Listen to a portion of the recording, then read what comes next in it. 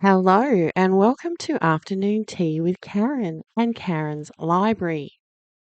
I'm learning about Dr. Abramovich and collecting some clips, part one. Security footage has been salvaged from inside a Melbourne synagogue after it was set alight in a terror attack last week. As police continue the hunt for three suspects. Steph Baumgartel has more. Narelda, the footage captures the moment three arsonists set the Adas Israel synagogue alight. In the vision, there is at least one offender that can be seen who appears to be masked and is holding a red jerry can. He runs past a window where it's understood he was dousing the sacred building in a liquid accelerant. A panicked worshipper in an adjoining room spots the attacker, appears to yell through a door before fleeing for his life. Moments later, that room is completely engulfed in thick flames and dark smoke. A week on, the Jewish community is still in fear, the impact spreading far and wide. Late yesterday, Rupert Murdoch visited the Adas Israel synagogue in what is his first visit to Australia in 6 years. I have full faith that the Joint Task Force is laser focused on tracking down the culprits and that they will have them in custody before long. A week seems like eternity when you have these terrorists still walking free. It's frustrating, but I believe that justice will be brought to these evil individuals. We in the community need closure. We want to see these people behind bars and in handcuffs. So, Dr. Diva Abramovich was born on the 1st of January in 1971 and has no more personal information on his Wikipedia page.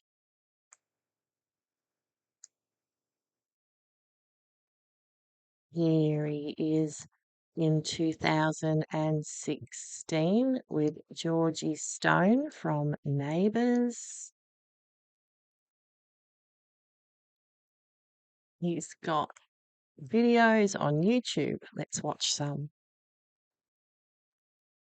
This is from 9 years ago, and only 45 people have watched it. Oh, mind you, there might have been one person watch it 45 times. Anyway, it looks really interesting, so I've anticipated a part two. Off we go. When I was a young man, my prized possession was a tatty copy of the Osborne Book of Spying, which was an instruction manual for under 12s wishing to become international agents of espionage. It told you how to make invisible ink, throw an enemy agent off your trail, and most importantly, encode secret messages to your brother so your parents couldn't read them. There's still a little bit of me that wants to be a spy. I know it's never going to happen, but when this whole Mossad forging Australian passports, allegedly, thing came up this week, I thought I could indulge my private spying fantasies by at least talking about spies, and particularly the wonderfully named Mossad. On the line, I have Dr. Davir Abramovich, who is Director of the Centre for Jewish History and Culture at the University of Melbourne, where he teaches a course in the history of the Arab-Israeli conflict, and he knows a bit about Mossad. He's on the line. Hello, Davir. How are you? Good morning, Ellen. I'm well. Thanks for the invitation. Thank you very much for talking to us. Now, firstly, what does the name Mossad mean? Well, the Mossad means it's, in a sense, short for the Institution for Intelligence and Special Assignments. Its current motto is taken from the Book of Proverbs, quite fittingly, I think, chapter 11, verse 14, says, "For lack of guidance a nation falls, but many advisors make victory sure." And it's actually a new one, because the previous one, also taken from the Book of Proverbs, underlines, in a sense, the same message. And it says, "For waging war, you need guidance, and for victory, many advisors."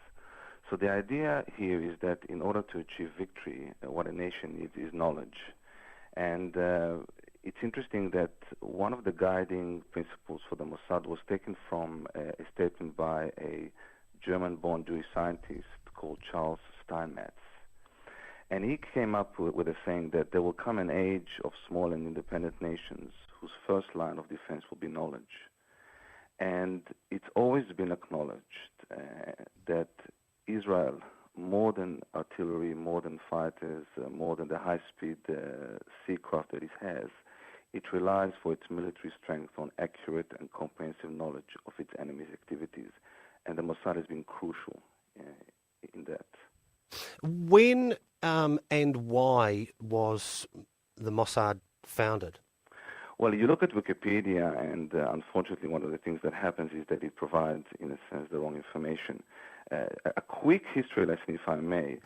David Ben-Gurion, who was Israel's first prime minister and a defense minister, knew and realized that Israel is surrounded by nations which are hostile. So from the very beginning, even in the chaotic days of the War of Independence in 1948, he knew that it would be a necessity for maintaining a strong and efficient intelligence service to have something such as the Mossad. And he set up 5 different branches. And it was quite confusing. And in 1951, he decided to set up the Mossad, which would be the major branch of the intelligence community. And its primary task in 1951 was to gather and analyze information abroad in any area that might be of interest to Israel. But, and that's an important but, he recognized that the Mossad would need to execute its task in a multitude of difficult and dangerous activities. So he included the phrase special assignments in its official title, realizing that the Mossad would have to perform any unusual operations outside of Israel. And he knew that in Israel's struggle for survival, the Mossad would be one of the most valuable weapons it has. And it's been true.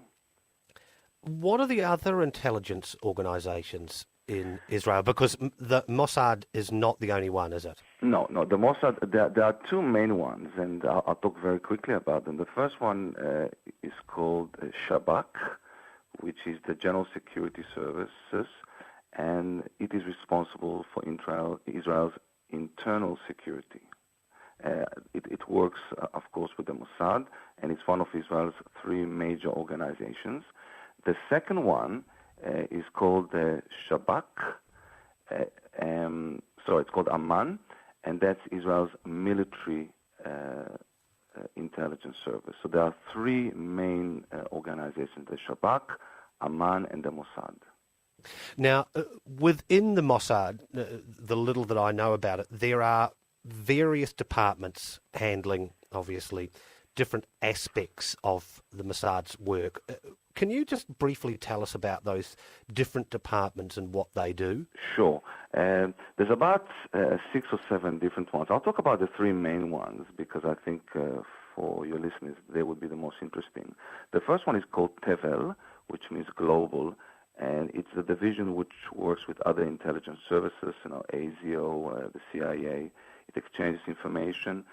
It also has a very important task in developing diplomatic relations with those countries that Israel does not have official diplomatic ties. The second one is called Tzomet, which means crossroads, and it manages the various networks of Mossad agents around the world. And the third one, and I guess the most notorious or famous one, is called Masada, which of course is a reference to the biblical story of Masada, of those Jewish fighters who decided to commit suicide rather than fall hostage. And it was formerly known as Caesarea, and that is the Special Operations Department.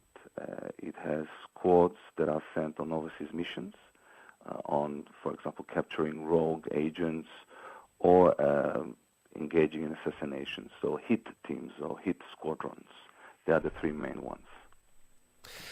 I am speaking with Dr. Davia Abramovich, who is the director of the Centre for Jewish History and Culture at the University of Melbourne, who teaches a course in the history of the Arab-Israeli conflict. And we are speaking about Mossad because obviously they have been in the news in the last week, and I wanted to find out all about them. Now, you talked about the department that goes out and assassinates people and brings in rogue agents and does stuff like that. I imagine they would have been the ones involved in some of the most famous of Mossad's missions. Can you tell us about some of the more famous missions that Mossad has been involved in? And I suppose within this, there would be missions that it's never been confirmed that Mossad were involved in. Of course, and it's ironic, or perhaps it's not ironic, that the Mossad does all it can to avoid publicity. Most of its missions, equally or more dangerous than the hit team operations, are concerned with genuine intelligence works and are not publicized. So it's only when the Mossad, fails that it attracts the most attention, or when it is triumphant. Some of the most famous ones, I guess, would be, I think I'll talk about the first one, which is Eli Cohen. And Eli Cohen wasn't to do with hit team, but Eli Cohen was an Israeli agent who was executed on the 18th of May 1965 after being discovered by the Syrians. And it's a fascinating tale, because he really became one of the master spies of Israel, and many claim that he was partially responsible for Israel's victory in the Six-Day War. And he came to Syria. He befriended some of the most influential political and businessmen in Syria, and he was able to convey crucial information about Syrian positions in the Golan Heights and connections that Syria had with Palestinian terrorist organizations. Unfortunately, he was caught, he was publicly executed, and until today the Syrians refused to return his body. Another important operation which I can talk about is the Bluebird legend, as it's been called. It's called Operation Diamond. And in 1966, an Iraqi fighter pilot flew a MiG-21 jet to Israel. And it was considered at that time the number one fighter plane during the Cold War. And Captain Munir Redfa, the Iraqi fighter pilot who flew the jet, said that he decided to defect because of the remorse and guilt he felt over attacking Kurdish villages. But in fact, we now know that it was a comprehensive and bold Mossad-initiated operation, which was named Operation Diamond. And so when they got the MiG back to Israel, yes, it was obviously about dismantling it and gaining the technology. But I imagine that as part of that, it would have been about making sure that the Russians knew that they had that technology. That's right. That's absolutely right. In Israel, we should say that the Israeli Mossad works very closely with all spy agencies. And it's interesting, we talk about operations. This week, in effect, May 11th, this month, marks the 50th anniversary of the discovering and the capturing of the Nazi war criminal Adolf Eichmann. It became a priority for David Ben-Gurion, Israel's prime minister, to capture those Nazi criminals and to bring them to justice. And the Mossad discovered that Eichmann was living in Argentina under the name of Ricardo Clement. And it was a very difficult operation. They were operating, obviously, on sovereign land. And they set up an apartment, they kept watching him, and he was captured by a team of agents and smuggled to Israel, dressed up as an El Al pilot. And when he was in Israel, he was tried and executed.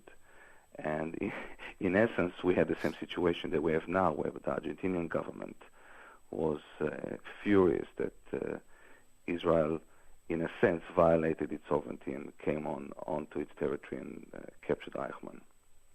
Another mission that they were involved in, which I only know the name of, which was Operation Solomon, was also about bringing a large amount of people to Israel, wasn't it? Yes, that's right. No, we won't, because I'll run out of time, and that's why I'm making part 2.